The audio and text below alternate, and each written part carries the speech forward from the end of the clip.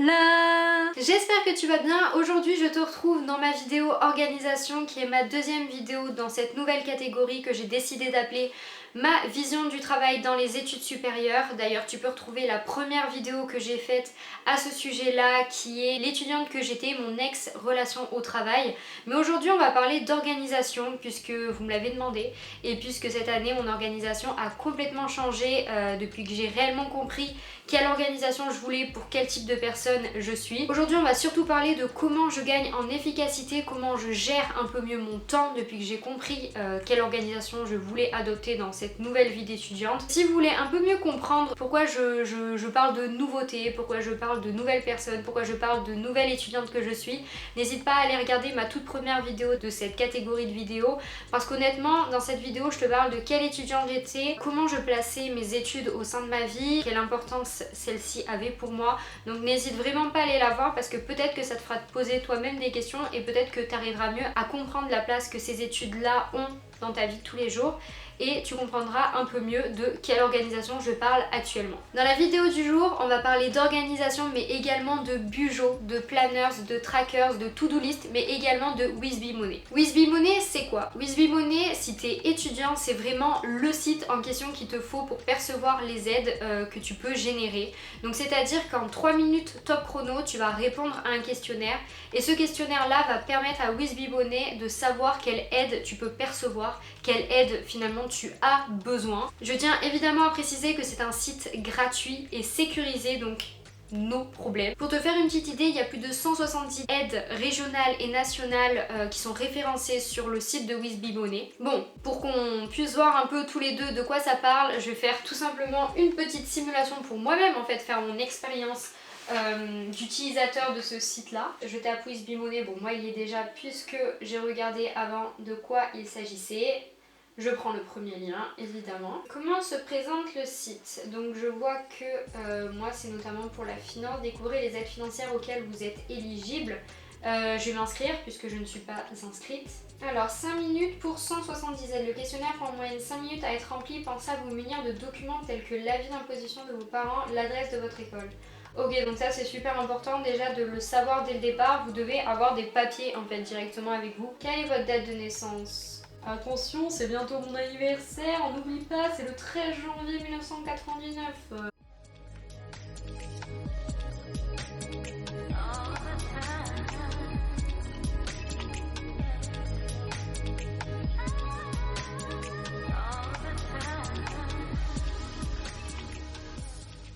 Votre logement est-il conventionné? Alors ça c'est super bien, si vous savez pas ce qu'il y a, si vous ne connaissez pas la définition d'un mot, donc vous pouvez directement passer la souris dessus et on vous indique ce que c'est.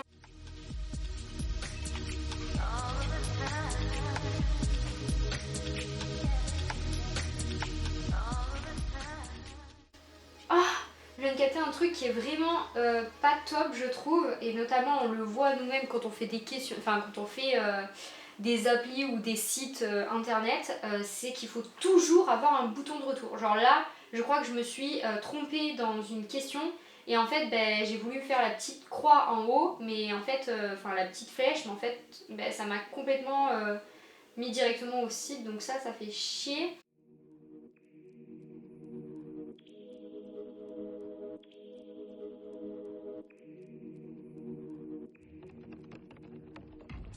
Vous avez terminé le questionnaire, nous calculons les aides auxquelles vous êtes éligible. C'est bien, là on a tout. Je peux voir du coup les APL, ce que je peux percevoir par mois pendant 12 mois. Bon, du coup absolument rien à voir avec ce que je vous parlais, mais je suis toujours sur Wizbee. Là je suis en train de faire mes petites recherches. Là je suis sur la partie Wizbee Job et du coup je vais taper par exemple alternance design. Et c'est un site en fait où vous pouvez trouver vos alternances ou encore si par exemple vous cherchez un stage pour une durée indéterminé ou autre. Ça peut être aussi une alternative, donc c'est chouette. Vraiment ce site c'est une vraie pépite. J'adore découvrir des nouveaux sites. C'est peut-être dans mes gènes aussi que je fais des tests utilisateurs absolument tout le temps dans ma formation en tant que futur designer. Et là en l'occurrence c'est vraiment un plaisir de collaborer avec un site pour vraiment les jeunes et notamment les étudiants. Je trouve que c'est juste ouf Donc vraiment je suis trop contente. Bref, donc vraiment n'hésitez pas à vous faire votre propre expérience utilisateur sur le site WizBiMoney. De toute façon je vous mets le lien en barre d'infos, donc n'hésitez vraiment pas à y aller. Comme vous avez pu le voir, ça dure absolument pas longtemps, le site est vachement fluide, il est sympa, les questions sont relativement plutôt simples. N'oubliez pas de prendre quelques papiers avec vous. Moi je crois que j'ai eu besoin de l'avis d'imposition de vos parents, donc n'hésitez pas à vous munir de ce papier là. Si c'est pour gagner de l'argent là où on ne sait pas qu'on peut en gagner, ben, c'est qu'un plus en fait, donc go, allez checker ce site là. Je vais commencer par vous parler de mon organisation et notamment de ces 3 carnets et leur utilité, puisque clairement c'est ce qui m'aide actuellement à être organisée quotidiennement. Mais avant ça, je vais vous parler de mon organisation numérique, puisque c'est vraiment la base de mon travail. Qu'est-ce que j'entends par mon organisation numérique? Il faut savoir que cette année, nous utilisons Google Agenda pour tout simplement avoir notre planning de cours. C'est ce qui rythme ma semaine, les cours à l'université, donc... les cours en confinement actuellement. Cette année j'ai goûté pour la première fois, oui, à Google Agenda. Avant j'étais sur l'agenda Apple là, et finalement je trouve que Google Agenda c'est nettement mieux, il y a beaucoup plus de choix et un panel de couleurs immense. Pour certains c'est rien, mais pour moi ça joue extrêmement beaucoup pour tout planifier, pour que tout soit carré. Et ce qui est super cool en fait, c'est qu'on a déjà notre planning qui est inscrit, et moi en fait j'ai juste à rajouter certains cours ou certaines choses que j'ai à rajouter. C'est la seule utilité qu'a Google Agenda sur mon ordinateur et ma tablette. Mon organisation quotidienne, vous savez déjà depuis très longtemps, absolument tout le temps, j'utilise la to-do list. Je vais pas vous en parler plus que ça dans cette vidéo, puisque j'ai fait une entière vidéo d'une vingtaine de minutes que vous pourrez retrouver en barre d'infos. J'explique comment moi j'utilise ma to-do list. Je vais tout simplement dans cette vidéo vous parler du support, puisque avant j'utilisais des feuilles volantes. Cette année j'ai quand même investi dans un tout petit carnet que j'ai acheté il me semble chez Flying Tiger à moins de 5 euros, peut-être 3 euros pièce, quelque chose comme ça. Et vraiment je le voulais soit pointillé soit blanc. Pourquoi je l'ai pris de cette taille là? Comme je vous ai dit dans ma vidéo sur la to-do list, pour moi la taille a vraiment une grosse importance, et notamment sur le fait que pour moi je m'en sors pas du tout avec les carnets to-do list ou bien les blocs de to-do list ou les to-do list toutes seules quand elles ont un format assez gros, assez imposant, parce que j'ai l'impression que je dois absolument remplir plein de choses à faire dans ma journée, ce qui n'est pas forcément utile. Et je me suis rendu compte que quelque part ce format là de carnet à to-do list que j'ai, c'est le format parfait pour mes to-do list quotidiennes. Ma to-do list je la fais tous les soirs. Avant je la faisais le matin, et puis je me suis rendu compte que c'était pas faisable en quelque sorte, alors que le matin quand ma to-do list est faite la veille, et eh bien je sais où je mets les pieds, je sais ce que je dois faire. À droite vous trouverez la date du jour avec toute la to-do list que je dois faire le lendemain du coup. La to-do list n'est jamais fixe, c'est-à-dire que je rajoute toujours des tâches. À gauche cette année j'ai voulu inscrire d'un côté, j'écris les heures à laquelle je prends mes pauses, puisque cette année j'ai vraiment pris le réflexe, et depuis le confinement surtout. Et d'un autre côté je marque mes horaires du jour, c'est-à-dire mes horaires auxquels je commence ma journée, à quelle heure je termine mes heures du midi, généralement c'est à 12h45, je reprends à 13h15 et je finis vers 18h15, quelque chose comme ça. Donc voilà, j'inscris tous les jours et à la fin je fais le calcul pour le noter dans mon bullet journal agenda. Yes! Quelle belle transition, on va passer maintenant à mon bugeot. Mon utilisation de mon bugeot actuel est complètement différente de la vidéo que vous avez peut-être vue sur ma chaîne, qui est mon organisation à la fac. Il se présente comme ceci, donc comme vous pouvez le voir par rapport à ma main, c'est un format légèrement plus grand que celui de ma to-do list, puisqu'il est relativement beaucoup plus petit. C'est vraiment un carnet que j'utilise de manière quotidienne, mais beaucoup plus en semaine, et notamment le vendredi soir quand j'inscris les différentes tâches que j'ai à faire pour toute la semaine. J'utilise le carnet de la marque Rhodia, qui coûte un peu moins de 20 euros il me semble, quelque chose comme ça. C'est une marque qui est assez onéreuse, on va dire ça comme ça. Je l'ai pris en pointillé et qu'il fait 224 pages. Alors, ce qu'il faut savoir à l'intérieur, c'est que c'est moi qui ai tout fait. À l'intérieur on a une table des matières, donc ça c'est la table des matières que j'ai moi-même remplie avec les différentes pages et les différentes semaines, calendrier, les projets, etc. Vous pouvez voir un calendrier que je n'ai pas utilisé parce que j'ai fait le mien, mais voilà, à savoir il y a un calendrier, il y a aussi un calendrier planners par mois, donc ça peut être aussi très intéressant. J'ai décidé de faire mon calendrier de mon premier semestre en master, donc de septembre à décembre, avec à côté un code couleur pour les cours, les rendez-vous, les deadlines, les rendus, les vacances et les événements.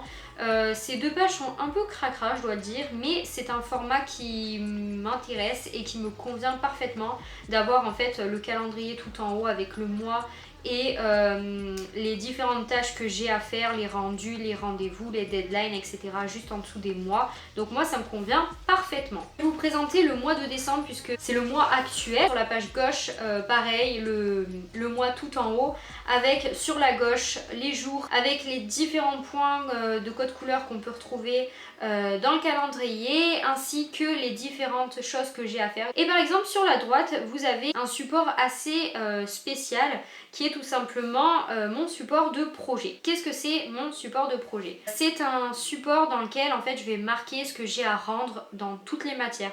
Donc par exemple en communication de projet, aujourd'hui on devait rendre le premier jet de la vidéo. En dessous, format de rendu vidéo. La date du rendu le lundi 7 décembre. Est-ce que c'est un groupe solo? Là c'était avec toute la classe. Et il faut que je note mes impressions, donc je me mettrai un bonhomme heureux parce qu'on a rendu un beau travail. Ça me permet vraiment de voir, en fait de ne pas oublier le brief des profs concernant les rendus.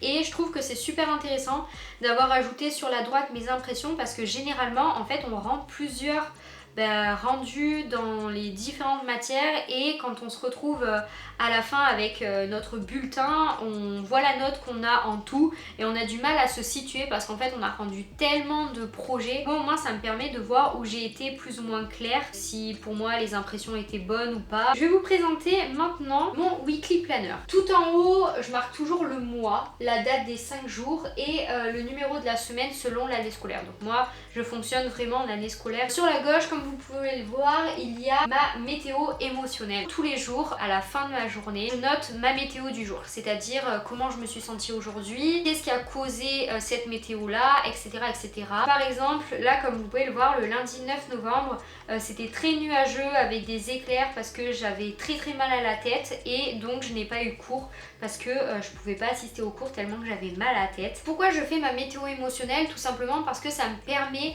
de comprendre chaque jour pourquoi je vais bien, pourquoi je vais pas bien et en fait ça me permet vraiment d'évaluer sur la semaine comment je me suis sentie et de voilà, évaluer, bon ok, il y a un jour où ça n'était pas bien mais regarde les autres jours de la semaine, t'allais parfaitement bien, donc quelque part c'est une bonne semaine et je vous conseille de le faire parce que quelque part nous c'est quelque chose qu'on adopte cette année en master dans les projets avec les profs aussi et je trouve que c'est super intéressant d'évaluer comment les autres se sentent, comment nous on se sent et quelle est notre capacité aujourd'hui à travailler, à être plus réceptif ou non aux activités. Il faut savoir que cette partie de mon bullet journal est en lien avec mon calcul d'heures de la semaine. Si vous avez vu ma vidéo précédente dans cette nouvelle catégorie de vidéos, vous savez que avant je passais énormément de temps dans mes cours. Cette année je calcule un peu plus mes heures et comme vous pouvez le voir tout en dessous vous avez une échelle de 0 à 15 qui est de 0 heures à 15 heures de travail. Sur la gauche vous pouvez voir les petites lettres de lundi à dimanche. Et par exemple, comme vous pouvez le voir, le lundi j'ai fait 0 heure de travail tout simplement parce que j'étais dans mon lit à essayer de supporter mon mal de crâne. Donc je suis arrivée à peu près à 35 heures de cours par semaine, ce qui est relativement pas beaucoup comparé aux autres heures de cours. Ici, là, comme vous pouvez le voir, dans les heures, il n'y a pas que mes heures de cours. C'est-à-dire que moi, par exemple, je commence plus tôt mon travail que mes heures de cours dans la semaine. C'est-à-dire qu'à peu près tous les jours, on commence à 9 h. Moi, je commence toujours à 8h15, 8h30. J'ai 7 heures de cours peut-être et je me rajoute tant d'heures pour finir telle ou telle chose à faire. Et sachant que j'ajoute aussi YouTube et les autres projets que j'ai à côté. Donc voilà, c'est globalement mes heures de travail. Voilà, c'est ce qu'il faut savoir. Qu'est-ce que c'est mes weekly deadlines? C'est ce qui est tout en haut de, par exemple, la S11 avec de lundi à dimanche avec les différents points. Donc par exemple là j'avais un point rouge le jeudi puisque le jeudi 12 novembre j'avais un rendu intermédiaire en design et politique publique de 12 h à 14 h. Les souhaits, qu'est-ce que c'est les souhaits? En outre c'est les objectifs. Moi j'appelle ça des souhaits parce que je trouve que c'est beaucoup plus léger que objectif. Je me suis rendu compte que le terme objectif était très dur en fait. J'avais l'impression que ce terme là ne me laissait pas l'opportunité, ne me laissait pas la chance de ne pas remplir cet objectif, qui ne me fasse pas culpabiliser parce que j'avais vraiment l'impression que c'était un mot qui m'oblige en quelque sorte à faire des tâches parce que c'était des tâches importantes. Il faut savoir aussi que ça peut être diverses choses. Ça peut être un souhait par exemple de finir un livre ou se reposer un peu, comme ça peut être le souhait d'avancer dans un projet. Ça peut vraiment être autant perso que pro. Les insights de la semaine. Alors qu'est-ce que c'est? C'est un terme que j'ai découvert cette année en master. C'est un terme qu'on utilise par exemple lors d'entretiens. En fait, on va poser la question à une personne et cette personne-là va nous dire quelque chose à laquelle on ne s'attendait absolument pas.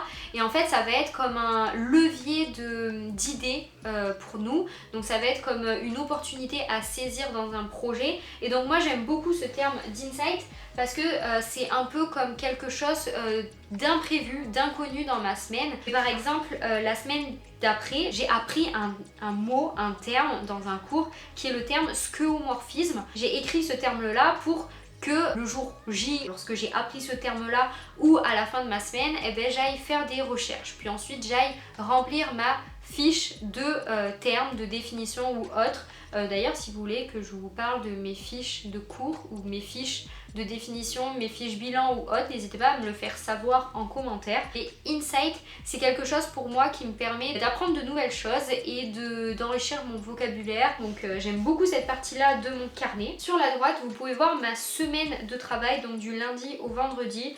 Donc pareil, sous forme un peu de choses que je dois faire, mes devoirs plus communément. J'ai absolument trouvé mon bugeot, mon identité bullet journal agenda comme je la voulais. Dernière partie de cette vidéo, je vais vous présenter mon carnet de cours. Il faut savoir que cette année en master, on est une petite classe et donc nos TD et nos CM, on l'a aussi en classe.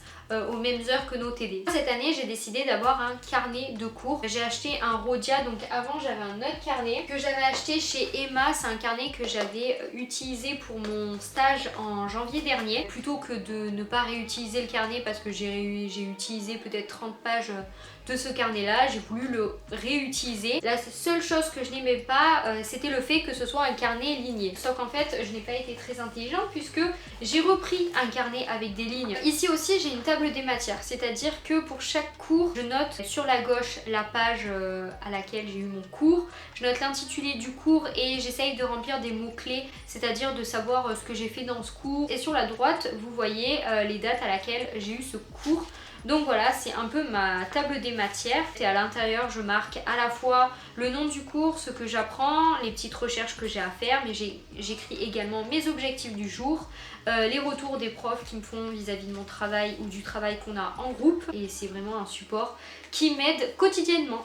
Je pense en avoir terminé avec cette vidéo, donc n'hésitez pas à me dire ce que vous en avez pensé en commentaire, mais n'hésitez pas non plus à me partager votre organisation. Aussi, n'hésitez pas non plus à me dire quelle vidéo vous aimeriez avoir dans cette catégorie de vidéos. N'hésitez pas non plus à aller vous faire votre propre avis d'expérience utilisateur sur le site de WizBiMoney et à m'en faire part aussi, ça peut être très utile. Le lien, comme je vous l'ai dit, est dans la barre d'infos. Et puis voilà, qu'est-ce que j'ai à vous dire d'autre à part que je vous fais de très très gros bisous. Prenez soin de vous, je vous dis à très vite dans une prochaine vidéo. Et voilà, et bon courage pour vos partiels, pour vos rendus. Et c'est tout.